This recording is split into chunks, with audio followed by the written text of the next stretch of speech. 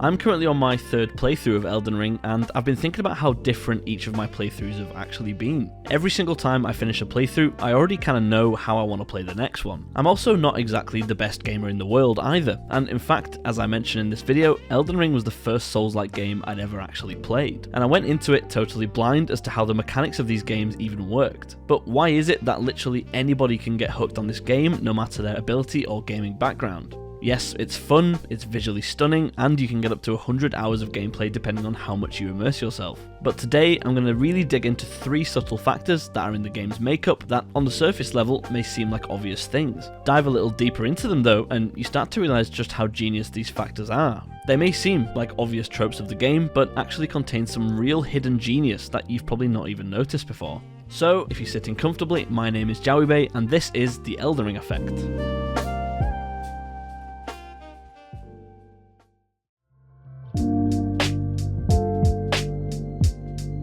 The open world aspect of Elden Ring was, of course, one of the biggest steps forward that FromSoft took in their newest Souls-like entry. It's hardly a surprise that I think this contributes to the formula for the Elden Ring effect, which is kind of why I've put it first. However, just how important is the open world concept when it comes to the positively addictive experience that the player has? Firstly, it doesn't take Albert Einstein to figure out that the most apparent benefit of a non-linear open world game is the benefit of option. If you spent 15 hours on a boss and you're one mistimed dodge away from giving your controller a violent, desk-related death, there is probably another 4 days worth of content still awaiting you somewhere out there in the lands between. Like I say, I'm on my third playthrough and I'm still discovering quests, secret areas, hidden items, and much more that I didn't even notice on my first 2 playthroughs. And honestly, most of this discovery is because I've been stuck on a boss and decided to go and explore somewhere random before my landlord gets a call to come and fix a suspiciously Xbox controller shaped hole in my wall. This also means that when you do inevitably return to whatever it was that you were stuck on, chances are you will have leveled up a few times, maybe even got a few smithing stones and upgraded your weapons. This is something that I'll actually tap into a little deeper later on. That's all well and good, it's kind of obvious. There is, however, a more subtle benefit to a game that allows freedom of choosing your own route at any given moment. The chances are you have a really busy life. Maybe you're in school and you have exams to study for. Maybe you're an adult and you have to work a job, look after kids, or whatever life stuff that everybody inevitably has to do at some point. I know one thing about you, and that is that you haven't liked the video yet. These responsibilities in our life mean that some days you will have 4 or 5 hours you could pour into a game. However, other days you may only have 25 minutes. With a lot of games, if you knew you only had 25 minutes, there's a good chance you wouldn't even bother loading it up. And if you do, you may only just be able to get your teeth into something before suddenly life calls you back to reality. However, with Elden Ring, you could boot the game up and have a quick glance over the map, and I guarantee you'd find something that you could not only start, but more importantly finish in that short space of time. Perhaps you can see a cave you haven't explored yet. It could take you 5 minutes to get there and find it, depending on its level of hiddenness, which is a word that I've decided exists, and I guarantee you could get to the boss at the bottom, and of course depending on your level and which cave you enter, you could come out of that 25-minute escape from reality with 10 smithing stones and a completed boss. You now get to carry on with your real life responsibilities, carrying, at the very least, a small sense of achievement and satisfaction, which may even alter your mindset going into whatever comes next for your day, whether it's more motivation to complete your errands, or just the happiness one can pull from knowing you've already achieved something with your day. I guarantee that this very subtle subconscious mindset change will also cause you to launch Elden Ring again the next time you have a chance.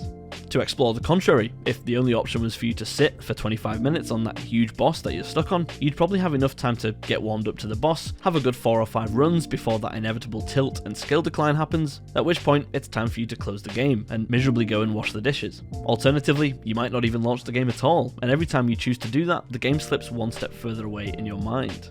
So that's my first contribution to the Elden Ring effect, the ability for the open world concept to not only help you out and give you other stuff to do when you're stuck, but also the way it can kind of be played no matter how much free time you have, giving your brain the subconscious Elden Ring bat signal as soon as you start thinking about what you can do to fill whatever time you have available.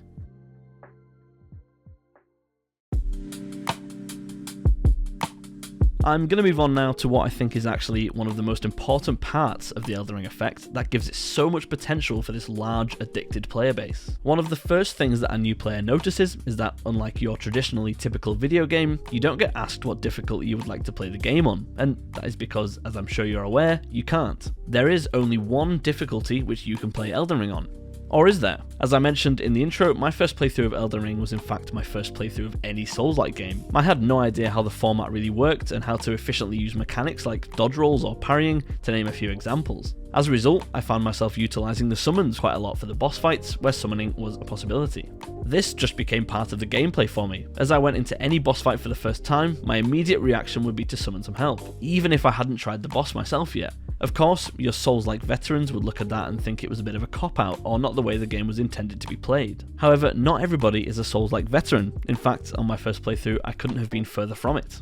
And yet, despite the fact that the summons obviously make the game a little easier, you still have to work at a lot of the bosses to kill them. Quite often your summon would die in the first few minutes, and you are left to your own devices to complete the job. This is super important, because I think it's an incredibly clever way of essentially offering the player the opportunity to change the game's difficulty without actually making them select an option. Now, the benefit to the player here is that at no point during the gameplay do you have that thing in the back of your mind telling you that you are an inferior player of the game because you didn't select the option called super over-the-top hard mode. You are literally playing the exact same game as a Souls-like veteran. The bosses have the same health, your weapons do the same damage, and the story plays out exactly the same. The more I thought into this, the more I started to realise that there are actually a multitude of subtle difficulty changes that you can make for yourself. Maybe you are on your first ever Souls-like playthrough, however your friend has told you that if you use summons, you are an inferior player, and that if you summon even so much as once, you're not getting invited to the pub on Friday. Nobody wants to miss out on the pub, so reluctantly you walk up to Margit alone and find yourself getting absolutely rocked every single time. You suddenly remember that little icon you saw on the map and decide to go and investigate it. 20 minutes later, you've completed the Limgrave tunnels and come out with 10 smithing stone wands and a few thousand runes. Once you've leveled up and upgraded your weapon using the smithing stones, you head back to Margit. Now the boss is a little bit easier due to the aforementioned upgrades. This is a fairly obvious game mechanic, as you literally have to level up throughout the game in order to beat it. However, the limit to how much you can level up before completing a boss is technically endless, and as a result this creates another subtle difficulty change without actually offering the player the option of an easier game. At any point during the game, there is always the option of going to farm runes by just killing random enemies strewn about the place, resting at the nearest grace, and then heading back to kill them again and again and again. Once more, the Souls-like veterans will be saying, "Oh, you're over-leveled!" But that's the point. You've brought the game down to a difficulty level that perfectly matches your skill. And yet, once again, you're still playing the exact same game as the veterans, on technically the same difficulty, and at no point have you actually selected an option that makes you feel like some sort of easy mode noob. This means no matter what path you took throughout the game, by the time you come to completing it, you've got the exact same sense of achievement as everybody else has had.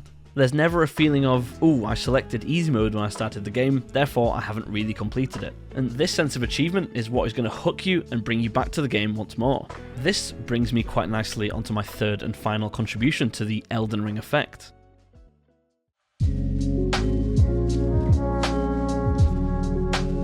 Now, it's pretty obvious that if you enjoyed a game, you're probably going to want to play it again at some point. However, this can actually link to my last point more subtly than it first appears. Yes, I enjoyed my first playthrough quite a lot, and I was already considering it as one of my favourite games that I'd ever played. However, remember that I said I used summons for all of the main boss fights the first time around? Well, I was well aware that the next time I play the game, I wanted to make it a little bit more challenging for myself by banning myself from using summons. This again ties into the idea of turning the difficulty up without actually doing it, which means by the time you reach the end of the game for the second time, you get a totally different sense of achievement. Even if I did overlevel here and there and upgrade weapons earlier than quote-unquote intended, which I can't actually remember if I did or not on my second playthrough, I still ramped the game up a difficulty by not using any summons. Towards the end of the second playthrough, I realised I'd missed a whole bunch of stuff. There were unfinished quests, weapons I hadn't even heard of, and caves I hadn't explored. I'd also managed to get the Frenzied Flame ending without even really following what it meant or why I'd done it. I'd got so wound up in completing the game without summons that I'd pretty much just rattled through it using square off to stance break everyone and not really taken in any of the story. Not that it's the easiest story to follow without some sort of external research or lore videos on YouTube, but still I hadn't really paid attention to it. But that's kind of my point. My second playthrough was designated to this idea I'd given myself of a no summon run, and now I'm midway through my third playthrough, which I said from the very beginning was going to be a heavily questline based, try and do literally everything on the map kind of run of the game. I specifically wanted to complete Ranni's quest, as I knew it unlocked a new ending if I did it all correctly. And I really enjoyed chasing Blythe around the map and running backwards backwards and forwards following little storylines. Along the way I completed Millicent quest lines, the Volcano Mana quests, etc, etc. I'm currently trying to complete the Dung Eater quest, I just need to find a few more Seedbed curses. But before I just describe my entire playthrough to you minute by minute, I'll get back to my point. It feels as though no matter how good or bad, whether you're a Souls-like veteran or a total noob, care about storyline or just want to hit dragons with a sharp piece of metal for a bit, there are a minimum I reckon 4 or 5 different playthroughs you could do, and as you complete each one, the next one will already be kind of in your head as an idea, even if it is a year before you launch the game again. If you're a noob like I was on my first playthrough, and probably still are, your next objective is a no summon run. If you're a total Souls-like pro, after your first playthrough you might think, right, next time I'm going to do a no armor run, or even end up as deep as a no hit run or something like that. And thus I return to the Elden Ring effect. This game works for literally anyone. That's a key word, it works for anyone. That doesn't mean there aren't people who tried to beat the Tree Sentinel 10 times before shutting the game off and calling it the hardest game ever created, but I guarantee in a few months or years time they'll scroll past it on Steam and they'll come running right back to it. This time they'll run straight past the Tree Sentinel, only to realise that you were sort of supposed to ignore it anyway and take it as a lesson that actually the game isn't forcing you into any sort of linear progress at all, and you can come back to it whenever you feel you're ready, which also goes for almost every single thing in the game. As I mentioned at the start of the video, there are a whole host of other factors that will obviously contribute to the addictiveness of the game. Yes, it's fun, yes, it's beautiful, and yes, you get 100 hours of gameplay to enjoy it all. But I think these 3 subtle but genius aspects of Elden Ring are the salt and pepper that complete the meal. You can play it no matter how much time you have, you don't feel inferior to the hardcore Souls players as you are by definition playing on the exact same difficulty as them, and once you've played it once, you realise how much stuff you've actually missed, and you just have to play it again no matter how long of a break you take before you do. Now, you may have other ideas about what it is that keeps you coming back for more, you may even disagree with something I've said in this video. Well, that's kind of what the comments section is for. Feel free to put your own ideas down, or just tell me how you put the video on and had the best sleep of your entire life. Even call me an idiot as long as you offer some good counterpoints, I don't mind. The whole point of this video is that everyone's experience is different, so I'd love to know how the game relates to you as much as I enjoyed looking into how the game relates to me. I really enjoy making these kind of cozy, relaxing discussion videos, and if you enjoy them too, please consider subscribing. But if that's too much to ask, just leave a like instead, I appreciate it just as much. Anyway, my name is jawibae, thank you for watching, and hopefully I'll see you next time.